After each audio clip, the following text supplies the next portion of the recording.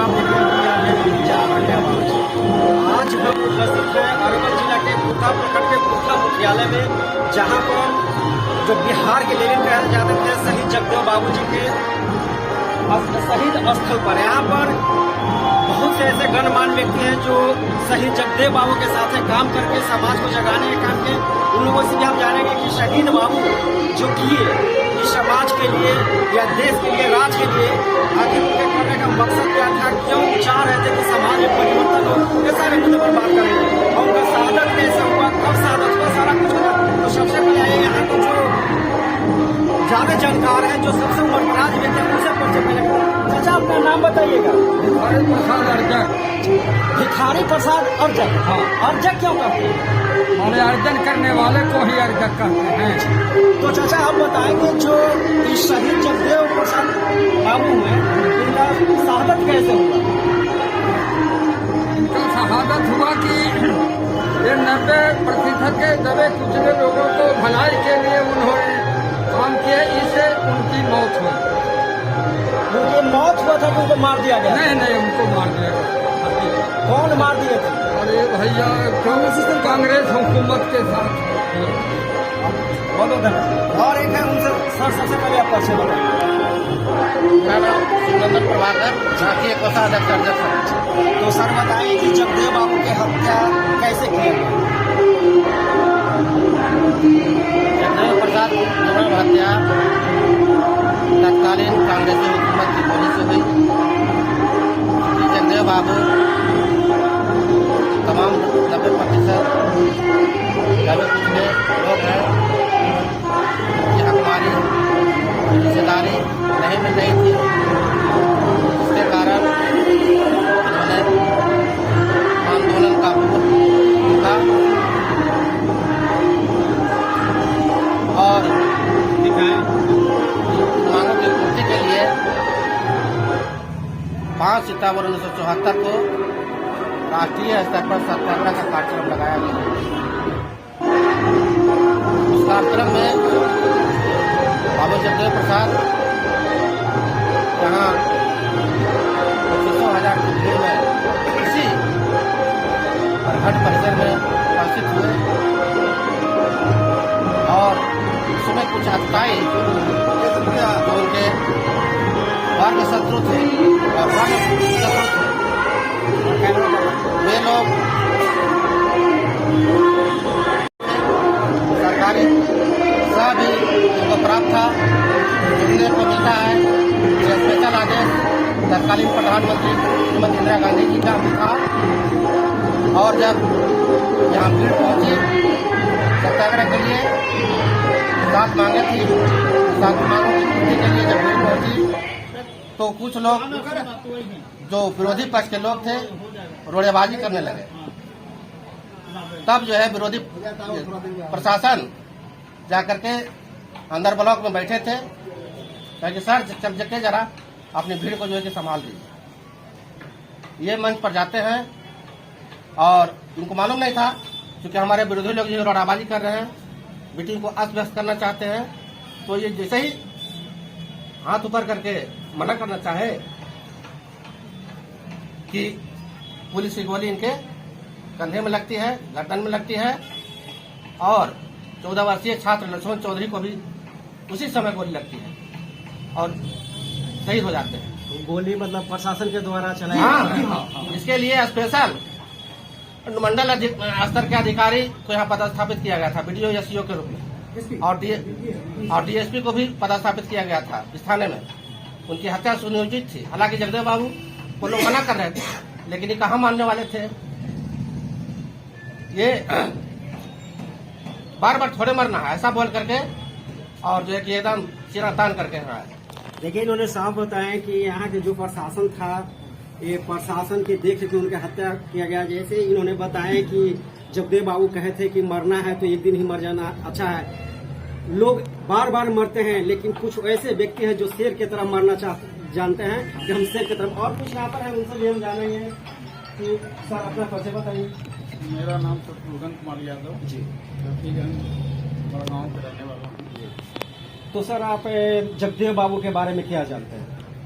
मैं जगदेव बाबू के बारे में ये जानता हूँ कि इन्होंने सुस्तों पीड़ितों की लड़ाई को लड़ रहे हैं। लड़ाई लड़ने के दौरान जो इस देश के अंदर में कांग्रेस ये जो सरकार थी उनके आंखों में एक कांटा की तरह चुभ रहे थे, क्योंकि इन्होंने अपने प्रण के अनुसार यहाँ एक सरकार को भी अपदस्थ करने का काम किया था और एक बहुत बड़ी सभा टेहरी के अंदर में करने का काम किया था।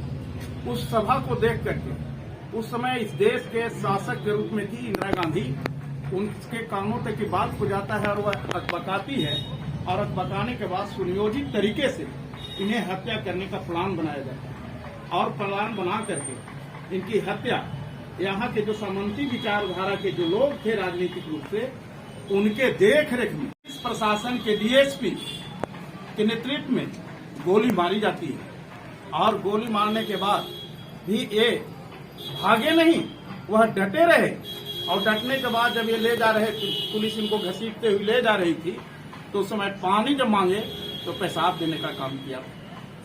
इन्होंने 90% शोषितों को, इनका नारा था 100 में 90 शोषित है, 90 भाग हमारा है, धन धरती और राजपाट में 90 भाग हमारा है, 10 का शासन 90 पर नहीं चलेगा, नहीं चलेगा।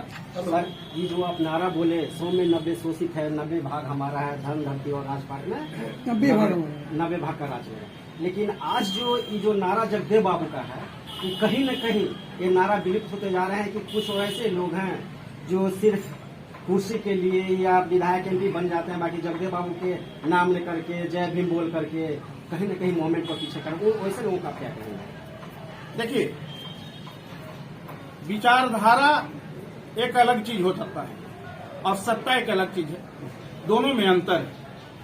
आज के परिस्थिति में जो सत्ता में बैठे हुए लोग हैं वह विचारधारा से नहीं है, वह घाल मिल करके बने हुए हैं, उनकी कोई नीति नहीं है, वह एक दूसरे से साठ गांठ करके वोट को धार्मिक ध्रुवीकरण करके वो सत्ता में बैठे हुए लोग जातीय तो धार्मिक रूप से जो पीड़ित लोग हैं वह जातीय भावना से ग्रसित हैं। यह देश वर्ण व्यवस्था में विश्वास करता है और वर्ण व्यवस्था से हम लोग पीड़ित हैं। और वर्ण व्यवस्था क्या है सर, कैसे आप वर्ण व्यवस्था वो चीज है जो ऊंच नीच का भेदभाव, छुआछूत का भेदभाव पैदा करता हो। एक मानव से मानव को घृणा करने का जो व्यवस्था लाया गया है वह वर्ण व्यवस्था का मूल जड़ है। तो ये जो वर्ण व्यवस्था बनाया छुआछूत ऊंच नीचे, कल यूपी की एक वीडियो आया है जिसमें एक दलित बच्ची जाती है पोखरा में, उसको बहुत मारा जाता है, बहुत मारा जाता है, क्या वो वर्ण व्यवस्था में आता है कि ऐसे ही मतलब आपराधिक छवि है? वो वर्ण व्यवस्था के तहत ये हो रहा है। आपको ये मालूम होना चाहिए कि अभी उत्तर प्रदेश के अंदर में कल का ही घटना है कि एक भागवत कथा हो रहा था और भागवत कथा कराने के लिए उस गांव के जो दलित वर्ग के भी लोग थे वो लोग भी चंदा देकर के भागवत कथा में शामिल हुए और जब वहां प्रसाद खाने की बात हुई तो उन लोगों को लात घूसा से पीटा गया। जो चंदा देने वाले लोग थे उनको पीटा गया है। लेकिन हम ये कहना चाहते हैं कि जिसको मंदिर से जरूरत नहीं है, जिसको मंदिर के तरफ जाने की जरूरत नहीं है, वो लतकूच लो, उसको और पिटाई होनी चाहिए। वो मंदिर को के तरफ जाने का जो काम कर रहा है इसलिए उसे और पिटाई होनी चाहिए। तो बहुत बहुत धन्यवाद। और एक यहाँ पर एक महिला कार्यकर्ता है सुशील समाज दल के, जो कि खास करके बिहार में जो शिक्षा मंत्री जो रामायण पर जो टिप्पणी किए थे कि ढोल गंवार शूद्र पशु नारी ये सब तारण कर रहे, सबसे पहले हम आपको उनको परिचय कराते हैं, उनसे बात करते हैं। हम अपना परिचय करते हैं। तो बिहार के शिक्षा मंत्री ने रामचरितमानस के एक श्लोक पढ़े हैं, उसमें लिखा हुआ है कि ढोल गंवार शूद्र पशु नारी ये सब तारण के अधिकारी। आप कैसे देखते हैं?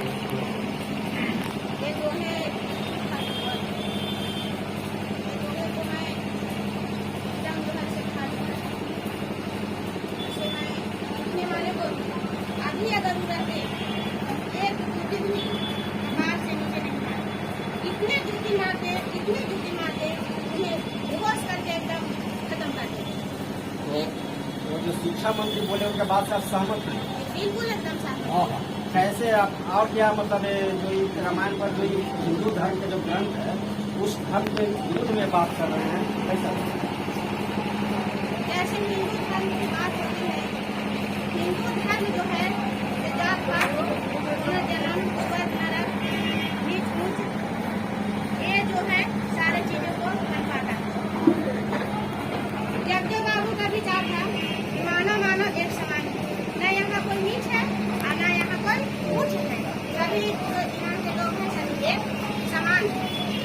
आज हिंदू धर्म में इतना ही नहीं, पुरुष के तो पुरुष है ही, लेकिन नारी को तो कोई अस्तित्व नहीं।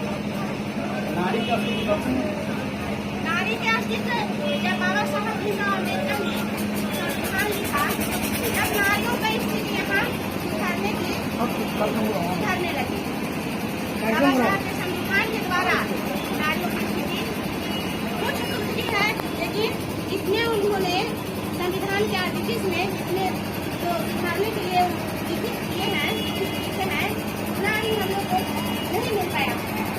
यही अधिकार के लिए जगदेव प्रसाद ने एक नारा दिया था, जिसमें समता की चाह नहीं वह बढ़िया इंसान नहीं, समता बिना समाज नहीं और बिना समाज जनराज नहीं।